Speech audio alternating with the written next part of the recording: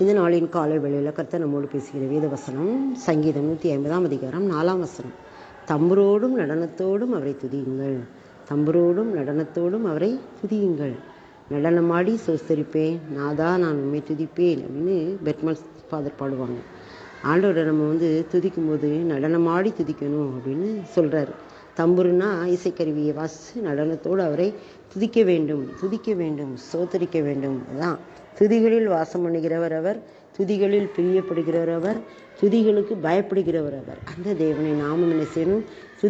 துதிக்கும்போது நிறைய கிருபைகள் பெருகுது, பயங்கள் நீங்குது, பிரச்சனைகள் மாறுது, வேண்டாத கிரியைகள் விலகுது. அதனால் நம்ம எப்பவும் அவரை துதிச்சுக்கிட்டே இருக்கணும் அப்படின்னு சொல்லித்தான் தாவீது சொல்லுவார். தாவீது கர்த்தருக்கு பிரியமானவன்னு பேர் எடுப்பார். அது காரணம் என்னென்னா, அவர் எப்பவும் துதிச்சுக்கிட்டே இருப்பார். ஆண்டவரை எந்த சூழ்நிலையிலும் துதிப்பார். கர்த்தரை நான் எக்காலத்திலும் சோசரிப்பேன், அவர் துதி எப்போதும் என் வாயில் இருக்குன்னு சங்கீதம் 34 சொல்வார்.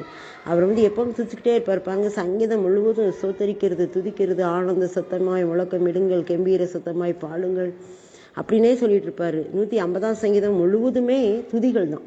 அதில் தம்புரோடு நடனத்தோடு அவரை துதியுங்கள் என்று சொல்லப்படுகிறது. நாமும் நம்முடைய வாயிலிருந்து நம்ம வார்த்தைகள் எப்படி துதியின் வார்த்தைகளாக வருதா நம்மை ஆராய்ந்து பார்ப்போம். தம்புரோடு நாம் அவரை துதிப்போம், நடனத்தோடு அவரை துதிப்போம் அப்படின்னு சொல்லி தாவீது சொல்கிறபடி நாமும் கூட அவரை பாடுவோம், துதிப்போம். நம்முடைய நாவை அவருக்காக என்ன செய்வோம்? பிரயோகிப்போம். நாவு ஒரு ஆயுதம், நாவு உருவாக்கும் ஆயுதம். இந்த நாவை கொண்டு நாம் என்ன செய்யணுமா? துதிக்க வேண்டுமா? அப்போ கிருபைகள் பெருகும். சோஸ்திரத்தினாலே கிருபைகள் பெருகும் என்று சொல்லி நம்ம பார்க்குறோம்.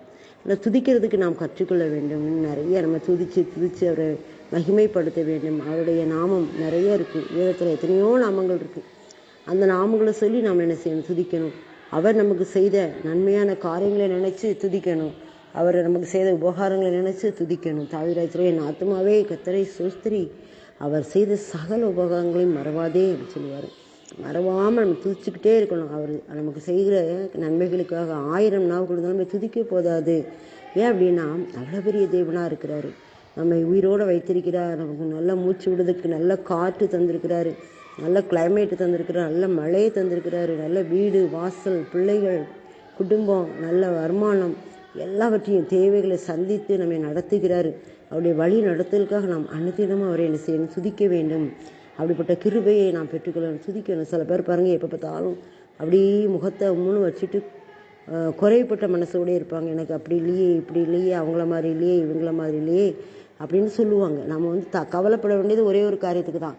கர்த்தரை அறிகிற அறிவில் நம்ம பிள்ளைகள் இல்லைன்னா நம்ம அதுக்காக கவலைப்படணும். மற்றபடி நமக்கு தேவைகளுக்காக, நம்முடைய அன்றாட தேவைகள், சாப்பாடு, உடுத்த உடை எல்லாமே அவர் பார்த்துக்கொள்ளுவார். காகங்களை கவனித்து பாருங்கள், அவைகள் உழைக்கிறதும் இல்லை, நூற்கிறதும் இல்லை, அவைகளையும் உங்கள் பரமபிதா பிழைப்பூட்டுகிறார்.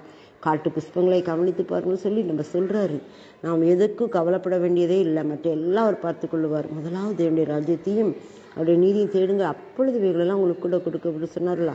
அதனால் நாம் அவரை துதிக்க நம்முடைய தேவைகள் எல்லாவற்றையும் அவர் பார்த்து கொள்ளுவார். அந்த அனுபவத்துக்காக நம்ம என்ன செய்யணும்? வரணும். ஒன்றும் இல்லைனாலும் கூட நம்ம துதிக்கிறோம். தீமை நடந்தால் கூட துதிக்கணும். நமக்கு மாறாக காரியங்கள் நடந்தாலும் துதிக்கணும். சத்துருக்கள் எழுப்பினாலும் துதிக்கணும். நம்மை ஏளனை பண்ணினாலும் நிந்திச்சாலும் துதிக்கணும். அப்படிப்பட்ட துதியின் ஆயுதத்தை நம்ம கையில் எடுக்கும்போது நிச்சயமாகவே நம்முடைய வாழ்க்கையில் வெற்றி பெற முடியும். எரிகோவை துதியினால தான் வெளுத்துனாங்க. நாமும் கூட எரிகோ போன்ற பிரச்சனைகள், பாரங்கள், மலை போன்ற பிரச்சனை எல்லாவற்றையும் துதிக்க எல்லாம் தகர்ந்து போகும் என்று சொல்லி தாவீது நமக்கு கற்பித்து கொடுக்கிறார். அதனால் நாம் அவரை துதிக்க வேண்டும். நடனத்தோடு அவரை துதிப்போம்.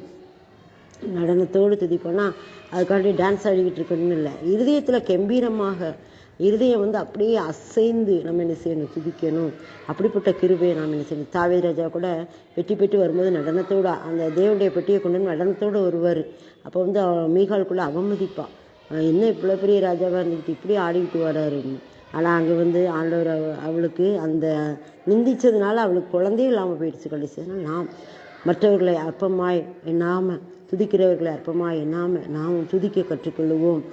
துதிக்கும்போது ஆண்டவர் நிச்சயமாகவே நமக்கு காரியங்களை வாய்க்க செய்வார். துதியினால் வெற்றி பெற முடியும். துதியினால் நாம் காரியங்களை மாறுதலாய் பெற்றுக்கொள்ள முடியும்.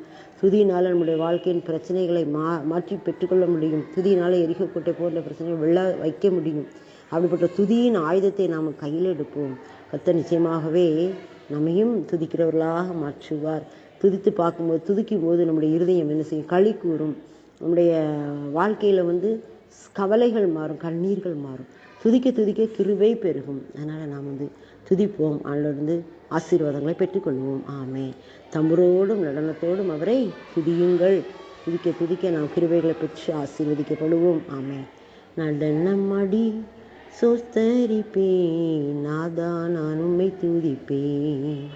கைத்தாள ஓசையுடன் கர்த்தா நான் உம்மை துதிப்பேன். ஆமென். நாம் துதிக்க துதிக்க அவருடைய கிருபையை பெற்றுக்கொள்வோம். துதிக்க துதிக்க நம்முடைய பிரச்சனைகள் மாறி நம்மை உயர்த்துவார். ஆமென். அப்போ நமக்கு நன்றி. நீ கொடுத்த அந்த நல்ல ஆலோசனைக்காக நன்றி. நாங்கள் துதிக்காமல் இருந்தோம்னா இன்று முதல் துதிக்கிறவர்களாக எங்களை மாற்றினேன். இந்த வருடத்தில் கூட டிசம்பர் மாதம் வரைக்கும் எங்களை நீ இவ்வளவா நேசித்து பாதுகாத்து வழிநடத்தி வந்தீங்கப்பா. அதுக்காக நன்றி செலுத்துகிறோம். இந்த 2026 வருடத்தையும் நீங்கள் ஆசீர்வதிக்க போகிறதுக்காக நன்றி செலுத்துகிறேன். ஆண்டவரே, உங்களுடைய கிருபை எங்களை சூழ்ந்து கொள்ளட்டும். துதியின் நாவுகளை எங்களுக்கு தாங்க. கட்டுகளை அவிழ்த்து விடுங்க, கவலைகளை அவிழ்த்து விடுங்க, பாரத்தை அவிழ்த்து விடுங்க. உமக்காய் துதிக்கிற நல்ல இருதயத்தையும் நாவையும் தாங்க. இருதயத்தை நிறைவினால் வாய் பேசும். எங்களுடைய இருதயம் கம்பீரமாக இருந்தால் தான் நாங்கள் துதிக்க முடியும்ப்பா. இதயத்தில் கவலை வச்சுக்கிட்டு துதிக்க முடியாது. எங்களுடைய இதயத்தை நம்முடைய மகிழ்ச்சினால், நம்முடைய வார்த்தைகளினால், நம்முடைய ஆச்சரியமான காரியங்களை நிரப்பும்போது நாங்கள் நிச்சயமாகவே துதிகளை செலுத்த முடியும். எங்களுடைய இருதய சிந்தனைகளை உம்முடைய ஆளுகையின்